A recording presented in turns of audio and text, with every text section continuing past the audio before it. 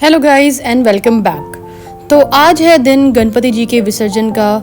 तो तैयारी हो रही है यहाँ पर गणपति जी की विसर्जन की। तो पहले सोचा कि खुद ही तैयार हुआ जाए और फिर गणपति जी की पूजा करके उनका विसर्जन किया जाए। हमारे शास्त्रों में भी लिखा हुआ है कि पहले खुद को तैयार करें और उसके बाद भगवान जी की पूजा करें। अब जब भगवान आपके घर खुद आए हैं और आप तैयार ना हो तो भगवान को कैसा लगेगा कि उनके स्वागत में हम तैयार भी ना हो। तो मैंने अपने आप को अच्छे से तैयार किया ताकि भगवान जी को ऐसा ना लगे कि मैंने अपने आप को तैयार नहीं किया और पूजा करने आ गई। तो मैंने अपने आप को जितना हो सके अच्छे से तैयार किया, फिर भोग बनाया और भोग बनाने के बाद शुरू की हमने पूजा की तैयारियां। दिल में खुशी भी थी कि भाई हर शाम को, हर सुबह, हर दिन में पूजा हो रही है, जो मैंने कभी देखा नहीं था कि भाई तीनों टाइम भगवान को भोग लग रहा है।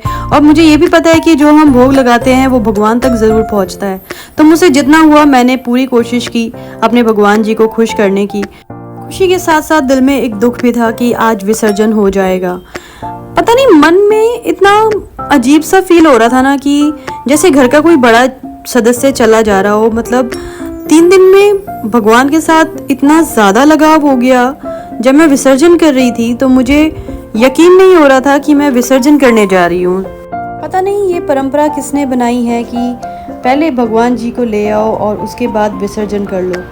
मुझे ये सब अच्छा नहीं लगा। फिर मैंने गूगल में सर्च किया तो उसमें लिखा था कि ये इसीलिए होता है कि लाइफ एंड डेथ जो है एक साइकिल है।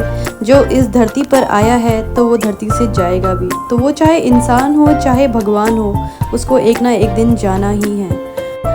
जब ये रीत ही भगवान जी ने बनाई है तो इसमें हम इंसानों की क्या मजाल कि हम इसमें कुछ फेरबदल कर दें।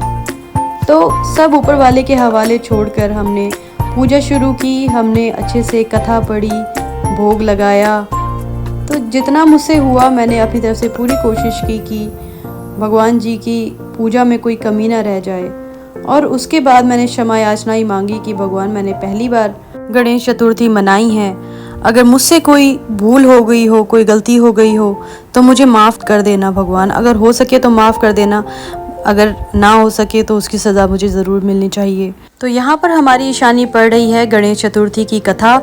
और गणेश चतुर्थी की कथा एक ऐसी कथा है जो गणेश चतुर्थी नहीं भी मनाते हैं उन लोगों को ये कथा ज़रूर सुननी चाहिए, ज़रूर पढ़नी चाहिए, क्योंकि इसमें बहुत कुछ लिखा हुआ है। इसमें ये भी लिखा हुआ है कि गणेश चतुर्थी क्यों मनानी चाहिए या फिर गणेश की पूजा क्यों करनी चाहिए, कब करनी चाहिए, कैसे करनी चाहिए।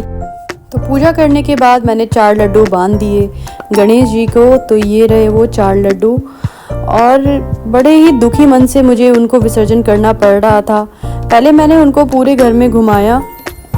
शास्त्रों के अनुसार जब भी हम गणेश जी को लाते हैं तो उन्हें पूरे घर में एक बार घुमाना चाहिए, किचन में घुमाना चाहिए अच्छे से। पूरे घर में घुमाने के बाद सिर्फ बाथरूम में नहीं घुमाना चाहिए कि यहाँ बाथरूम में भी घुमा दो, तो बाथरूम में नहीं घुमाना चाहिए, पूरे घर में घुमाना चाहिए। और पूरे घर में घुमाने के बाद ही गणेश जी का विसर्जन होना चाहिए।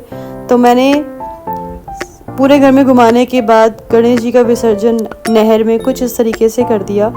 मन बहुत ही भारी था गणेश जी को विसर्जित करते वक्त, पर जो शास्त्रों में लिखा है हमें उसी हिसाब से चलना है।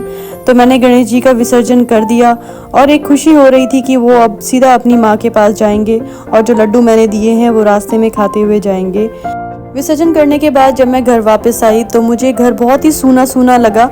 लेकिन फिर जब मैंने मंदिर में देखा तो मुझे वहाँ पर गणेश जी नज़र आए। तो मुझे इस चीज़ की खुशी हुई कि चलो विसर्जन तो कर दिया लेकिन गणेश जी अभी भी साथ में ही हैं।